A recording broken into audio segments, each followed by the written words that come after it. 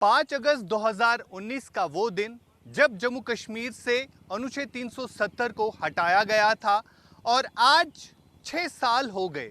जम्मू कश्मीर में क्या कुछ बदला, ये दुनिया भर की नज़रों के सामने है।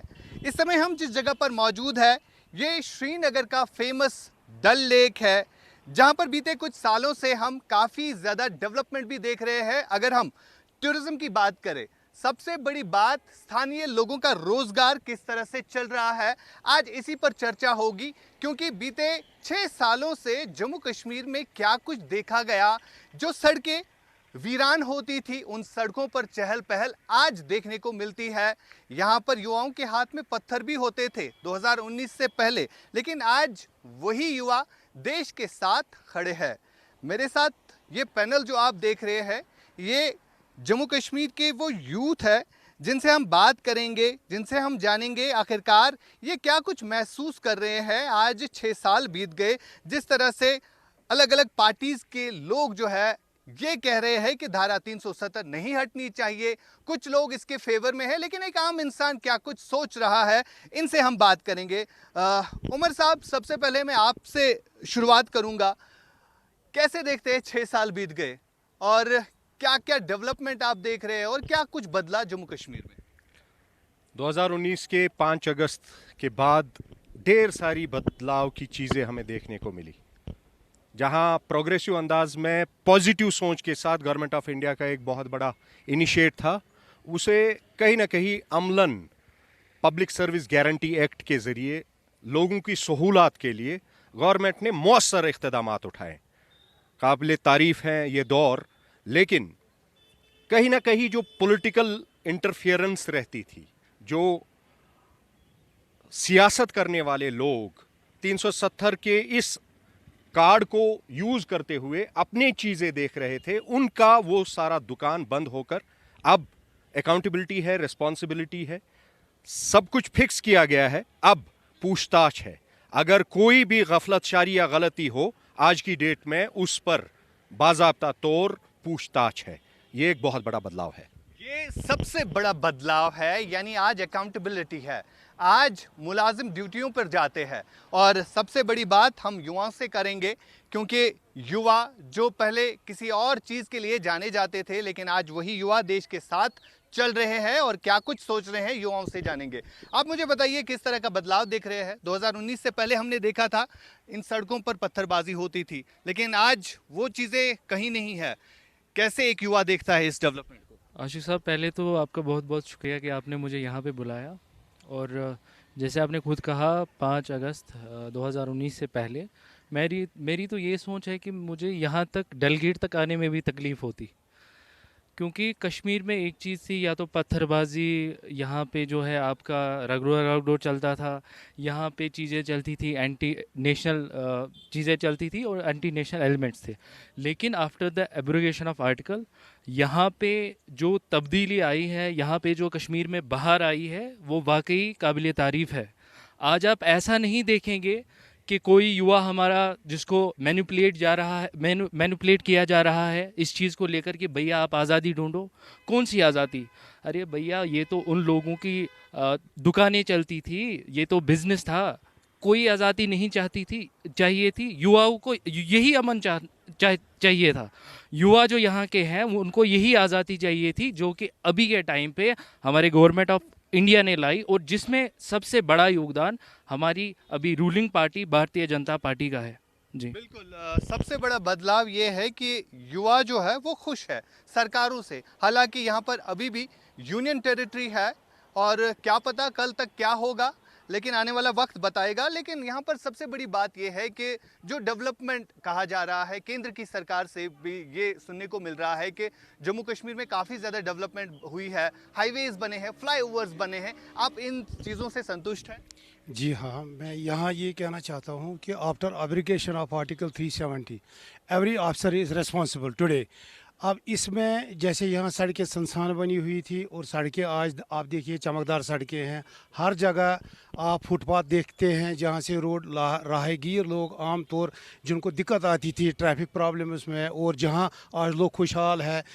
खुशी महसूस करते हैं क्योंकि हर दफ्तर में आज अकाउंटेबिलिटी है। और सबसे बड़ी बात जो है, क्राइम रेट जो है बिल्कुल कम है आज, क्योंकि जो युवा पहले पत्थरबाजी का इस्तेमाल करते थे उनको अवेयरनेस मिल गई, उनको समझाया गया कि इसमें तो कुछ नहीं मिलेगा आपको, लेकिन आज वो अपना बिजनेस कर रहे हैं।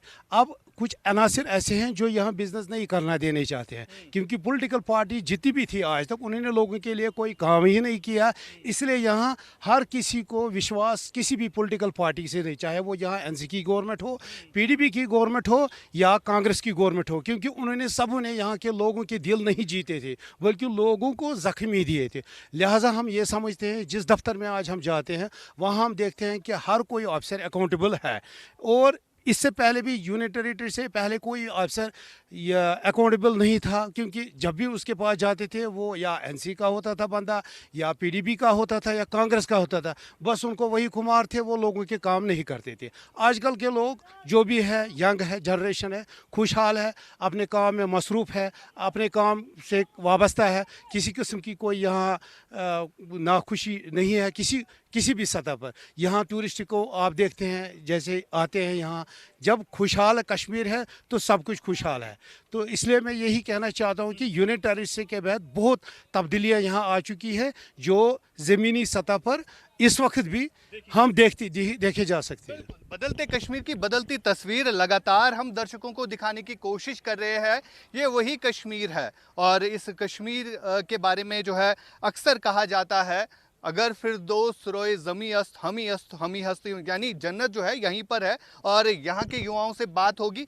आप मुझे बताइए, ये जो हालात ख़राब होते थे तो उस समय में और आज के समय में कितना अंतर है? आज देखिए, उस समय में जो ये अंतर था कि वहाँ पे उस टाइम पे पत्थरबाजी होती थी, उस टाइम पे शेलिंग होती रहती थी, उस टाइम पे बच्चों के हाथ में बैग या कॉपी के बदले पत्थर होते थे। लेकिन after abrogation of article Modi ji ने बच्चों के हाथ में तब से पेन थमा दिए है, तब से लैपटॉप थमा दिए है, तब से बैग थमा दिए हैं और टेक्निकल हैंड थमा दिए। आजकल अगर देखे जाएंगे तो सारी पूरी यूथ जो अभी लगी हुए डेवलपमेंट में ही लगी हुई है, खुद की स्टडी के साथ ही होती है। ये जो पथराव है इनको नेस्तो नाबूद कर दिया गया है। और टेररिज्म की रेट देखी जाए तो वो तो बिल्कुल भी ठप है। यहाँ पे सारे हम लोग खुश हैं, हम एज ए सिविलियन हम खुश हैं इसमें कि हमें आर्टिकल नहीं चाहिए जो यूनियन टेरिटरी ऑफ इंडिया ने ली है। हम उसी में खुश है कि हमें आर्टिकल नहीं चाहिए, हम इसी खुश में हैं। और यहाँ की सरकारें देखी जाएगी तो यहाँ की सरकारें बिल्कुल भी ठप है। वो बस चाहती है कि यहाँ जो मोदी जी का जो मिशन है, यो डेवलपमेंट की जो डेवलपमेंट यहाँ पे हो रही है वो डेवलपमेंट नहीं होनी चाहिए। हाँ, देख सकते हैं न्यू स्मार्ट सिटी यहाँ पे बनाई गई, न्यू स्मार्ट सिटी बना गई, नए रोड्स बनाए गए, नए टनल्स बनाए गए, या हमारी यहाँ की कश्मीर की यूथ के लिए एक नई ट्रेन दी गई हमें। इससे बड़ी डेवलपमेंट क्या होनी चाहिए? और जी बिल्कुल, सबसे बड़ी डेवलपमेंट यही है कि बदलता कश्मीर है और इस बदलते कश्मीर के साथ साथ नई नई योजनाओं का आयोजन भी होता है। आपसे जानना चाहूँगा, क्योंकि हम जिस जगह पर खड़े हैं ये एक फेमस टूरिस्ट डेस्टिनेशन है। आपने भी सुना होगा पहलगाम में जो घटना घटी, उस घटना की वजह से कितना असर टूरिज्म सेक्टर पर पड़ा और उससे पहले कैसे हालात थे, ये भी बताइए। देखिए, पहले आपका बहुत बहुत शुक्रिया, आपने हमें यहाँ पे बुलाया। और जो पहलगाम अटैक हुआ उस वजह से जो टूरिज़्म इंडस्ट्री पे जो इफ़ेक्ट पड़ा वो बहुत बड़ा इफ़ेक्ट था।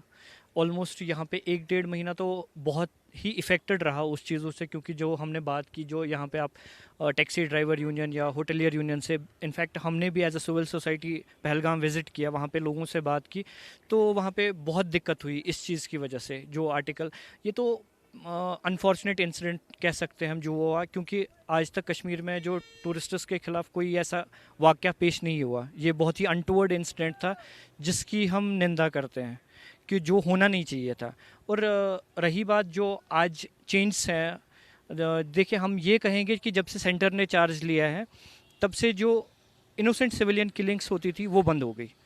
आप ये आरटीआई भी फाइल कर सकते हैं, आप पूरी डिटेल चेक कर सकते हैं कि इनोसेंट सिविलियन जो किलिंग्स होती थी वो बंद हो गई है। आज पुलिस भी जो है होम डिपार्टमेंट सेंटर के अंडर आता है, वो भी अकाउंटेबल है। अगर आप ग्रीवियंस जाना चाहते हो तो आप ग्रीवियंस सेल भी यहाँ पे हुआ, इनफैक्ट पीएम ऑफिस में भी आप ग्रीवेंस डाल सकते हो। तो ये जो डेवलपमेंट्स हुई है, जैसे ट्रेन यहाँ पे आई, इससे यहाँ के ट्रेड को बूस्ट मिलेगा। या जैसे हम जोजिला टनल देखिए, 4 लेन हाईवे बन रहा है, अभी श्रीनगर टू बारामूला हाईवे बन रहा है, श्रीनगर स्मार्ट सिटी बनी है, और श्रीनगर में ई बसेस का भी चालू हो गया, वुमेंस के लिए अभी फ्री बसेस भी हैं। तो डेवलपमेंट्स बहुत अच्छी हो रही है। डेवलपमेंट्स बहुत अच्छी हो रही है। और आखिर पर हम उमर साहब के पास फिर से आना चाहेंगे। उमर साहब, लगातार पाकिस्तान जो है यहाँ पर फिर से हालातों को ख़राब करने की कोशिश कर रहा है। कुछ दिन पहले ही दाचिगाम श्रीनगर में ही एक एनकाउंटर हुआ जहाँ पर पाकिस्तानी नागरिक मारे गए। तो ओवरऑल क्या कैसे देखते हैं इस सिनेरियो को आप, कैसे ये रुकेगा और कब पाकिस्तान सुधरेगा?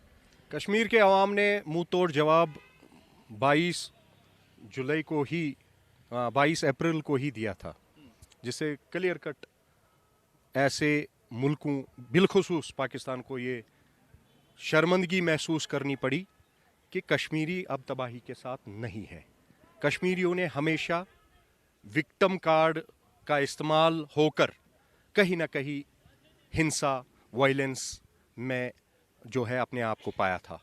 अब जाकर के इस दौर के बाद जहां कश्मीरी दहशतगर्दी के खिलाफ और अमन की बहाली के लिए सड़कों पर आ रहे हैं, ये उन तमाम ताकतों जो वतन अजीज़ और बिलखुसूस जम्मू कश्मीर के हालात बिगाड़ने में तुले हुए हैं, जिनका इस पर पूरा ऐसा लगता है कि स्टेक लगा हुआ है यहाँ तबाही करने के लिए, यहाँ खराबी करने के लिए, अमन खराब करने के लिए, बिगाड़ने के लिए, उन्हें चाहिए कि वो अपने होश के नाखून लें।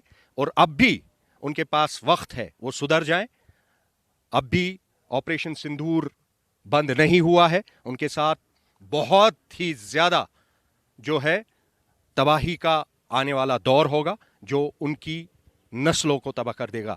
बेहतर यह है कि हम अमन का रास्ता चुनें, तरक्की का रास्ता चुनें और कमिंग जनरेशन्स को इस लायक छोड़ें कि वो कहीं हमारी कब्रों को न जलाएं, कहीं हमें इस लायक न छोड़ दें कि वो थूकें कि उस दौर के लोग क्यों इस पर तुले हुए थे कि वो अमन को ख़राब करने पे उनका मिशन था।